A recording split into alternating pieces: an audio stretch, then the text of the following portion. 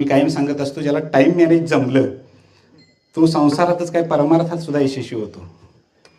लक्षात येते का? जेवढं आम्ही एखाद्या मोटरवाल्यानं सांगितलं की बाबा तुझ्यात 9ला पाणी येणार आहे, 7ला लाईट येते, पण 2 तासाचं वरच्याचं राहिलेलं आहे, त्याचं झालं की तुझ्यात येणार आहे. आम्ही 8:45ला तिथं हजर असतोय,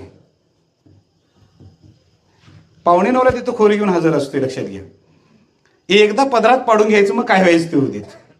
ही जी भूमिका आहे ना संसारामध्ये, तीच परमार्थात असली पाहिजे. जितक्या वेळेमध्ये, लक्षात घ्या, मी एवढ्यासाठी टाइम मॅनेजमेंट सांगतोय की 7:30 ते 9:30 जर सांगितलं तर वक्त्यानं सुद्धा 7:30ला इथं हजर पाहिजे.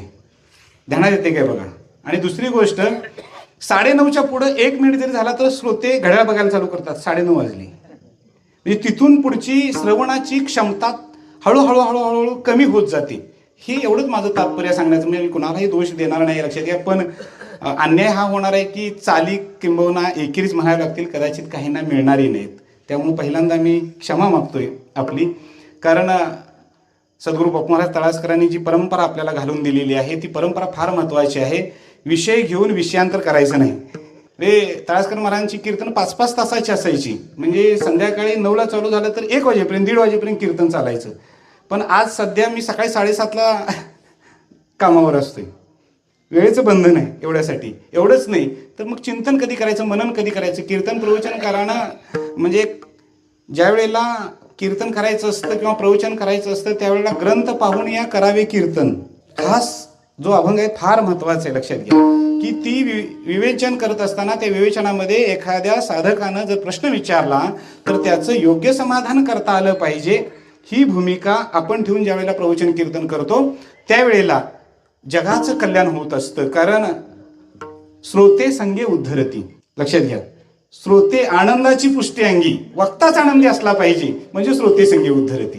ध्यानात घ्या, तर श्रोत्यांचा उद्धार होऊ शकतो. हा एक भाव मनामध्ये ठेवून सद्गुरू तळासकर महाराजांनी घालून दिलेली वाट चालवण्याचा किंवा त्या वाटेवरनं चालण्याचा प्रयत्न आम्ही करत आहोत. असो, गायक वादक जे आहे त्या सर्वांना धन्यवाद देतोय. आमचे भागवताते आहेत त्यांनाही धन्यवाद देतोय, कारण ते सगळीकडेच, आणि हे चांगलं आहे. याचं कारण असं आहे की आज मांडलेला विषय उद्या मांडता येत नाही लोकांना. विज्ञानानं घालून दिलेली प्रगती ही बंधन न पाळता ती मुक्त हस्ते आपण ज्यावेळेला स्वीकारतो ना त्यावेळेला आपण उत्क्रांतीवादाकडे जातो. आणि संतांनी हा उत्क्रांतीवाद पूर्वीपासून मांडलेला आहे. म्हणजे आद्य शंकराचार्यांनी उत्क्रांतीवाद मांडलेला आहे, ज्ञानोबा माऊलींनी मानलेला आहे, नामदेवरायांनी मानलेला आहे. सगळ्या गोष्टीमध्ये म्हणजे हा उत्क्रांतीवाद त्यांच्या चरित्रामध्ये सगळा भाग येत असतो की ते उत्क्रांतवाद कसे मानतात.